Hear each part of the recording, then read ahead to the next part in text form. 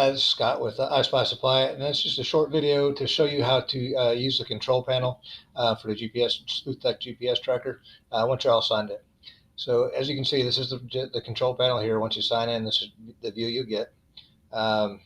First thing, if you want to change the language, just go up here to the top right-hand corner. You see a flag, and from there you can change it to wherever you want. Stick with English. Go. It would be resetting if you change languages. Over here on the right side, several things you can do. This one here, you can change the type of map you're using. I happen to like this one. It's the Google Hybrid, but you can also go to the Google Normal, and you'll see it goes to a regular graphics type map. The Google Hybrid is actually a satellite image with the streets transposed over it. Okay. Next,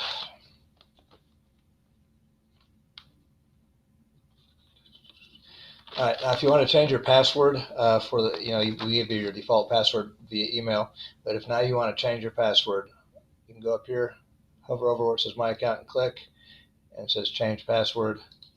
Click on that, and as you can see, you put in your password, whatever new password you want. Put it in a second time and hit Save, and that will change your password. All right. Next, we want to do set the time. If you're in the central time zone, let me show you here. Let's go to Tools.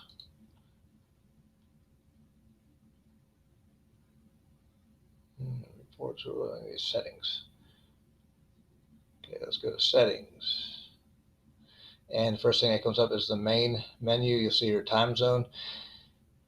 Click on that. If you're in a central time zone, UTC -6 is the proper one. In the manual, we gave you a little sheet that shows you what time zone you're in and what you should pick. After you've picked this, then you go down to daylight savings time, change that to automatic, and of course put your country as United States, and hit save. That's going to correct the time on your tracker.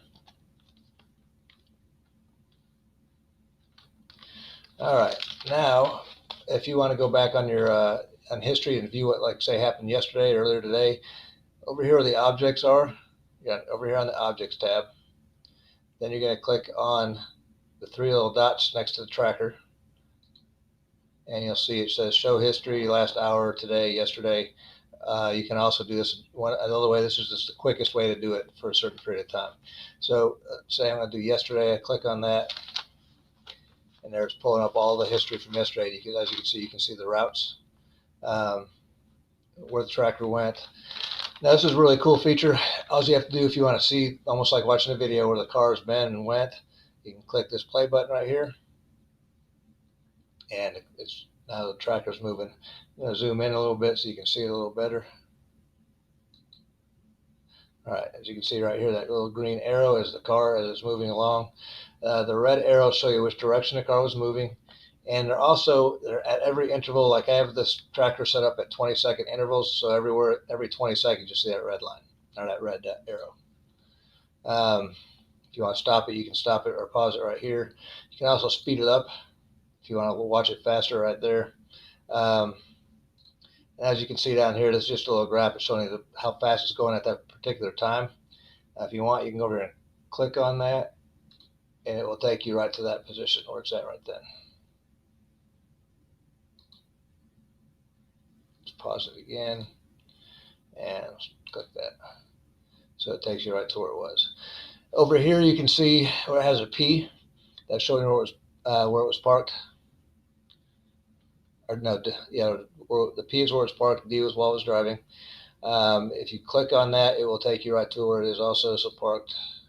That's going to take you right to where that was.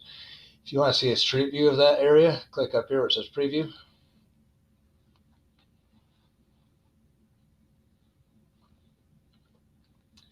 That's actually going to take you to Google Maps, and you'll be able to see actually where the car was right then. Okay, there you go. Now that's showing you the view down the street. Just like all the Google Maps, you can look around and see what's all around it. There you go. Okay, so now we'll go back to our control panel, and we'll do, now we'll go over how to set up a geofence. Go over here to Tools, up in the top right hand corner, click on Tools, click on Geofencing, and then you're going to go over here to the plus sign on your left. Click on that, and it's going to ask you if you want to do a polygon or a circle. I'm just going to do a circle for this one just because it's quicker and easier.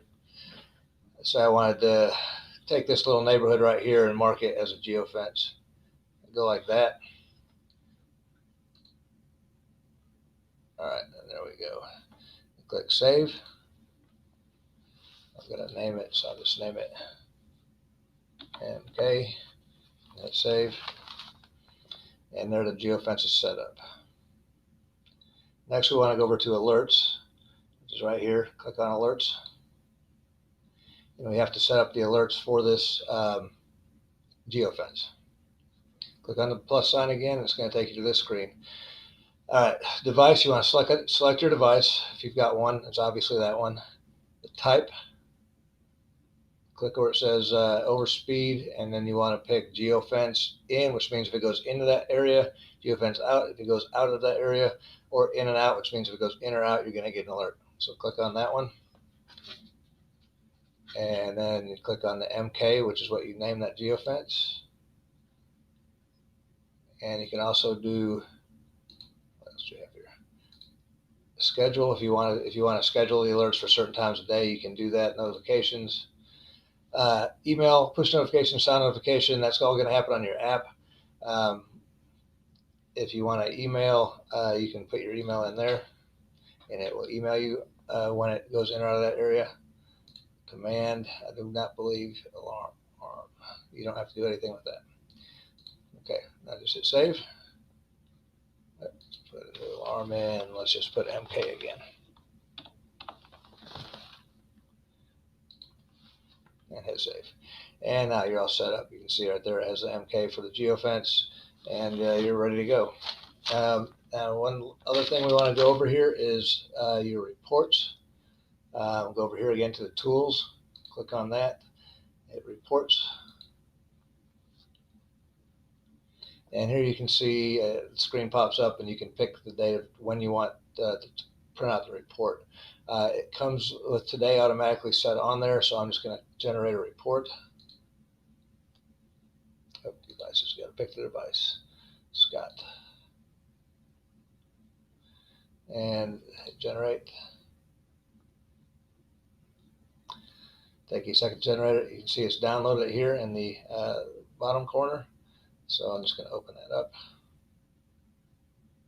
And there's the report. It's showing you how long, you got all that little information right here. Let me go back here and do another report. General information, maybe I wanted to change that.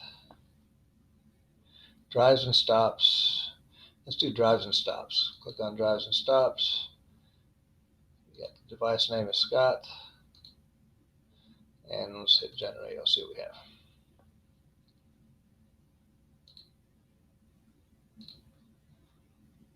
Okay, there we go. Here you can see where it says it was moving, where it was stopped.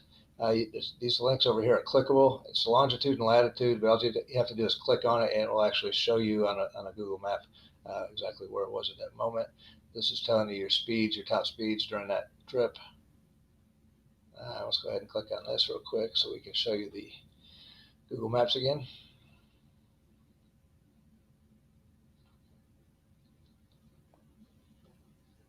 Okay, so that's showing you right where it was, right there. There's your street view of it. Let's go ahead and click on that.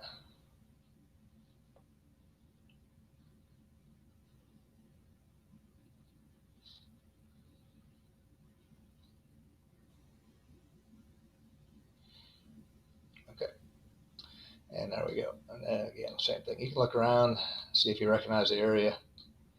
This is obviously not a live view. It's images that Google went around. It could be a month or two old. Who knows? Whenever Google updated it last. This one you can see was in a Kroger parking lot.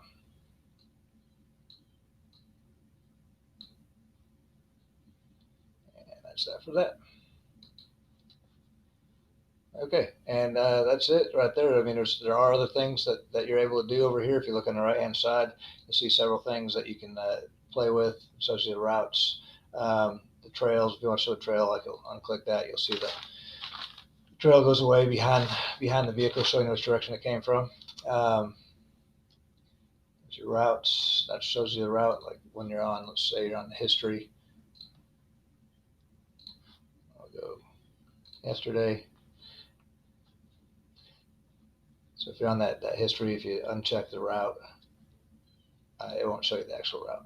It'll show the stops. Same thing. There's all different things you can play with and do. But as always, if you have any questions, need any help, feel free to contact us anytime. We can help you over the phone, via chat, or email. Thanks.